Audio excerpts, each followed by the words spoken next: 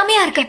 கேட்டுக்கோ, அதுல இருக்க எந்த ட்ரெஸ்ஸையும் நான் போட்டுக்க போறது இல்ல. லைஃப நல்லா என்ஜாய் பண்ணுடி. எனக்கு இப்படி செலவு பண்றது சுத்தமா பிடிக்காது. அதோட இந்த வீட்டோட ஸ்மெல் இருக்கே, பூடு ஸ்மெல் அடிக்குது. கொஞ்சம் திங்க் பண்ணி பாரு. இங்க ஸ்பால இருக்க பாம்பாம்ஸ்க்கு நடுவுல நான் டம்மி மாதிரி இருக்கணும். பொண்ணுங்க எல்லாம் இந்த மாதிரி லைஃப் கிடைக்காதான்னு எங்கிட்டு இருக்காளுங்க. எல்லாத்துக்கும் மேல இன்னைக்கு சைலிங் கிளப்ல ஃபேமிலி டின்னருக்கு வர போறோம். கப்பல்ல போனாலே எனக்கு வாமிட் வரும்.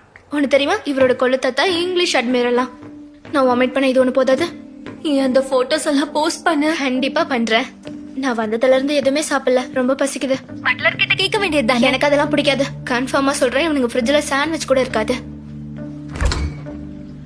பாத்தியா, நான் சொன்னல, ஒரு சாதாரண சாண்ட்விச் கூட இல்ல. யார் நீ? என் டாட் மேரேஜ் பண்ணிருக்கிற நியூ ஒய்ஃபோட டாட்டர் நீ தானே?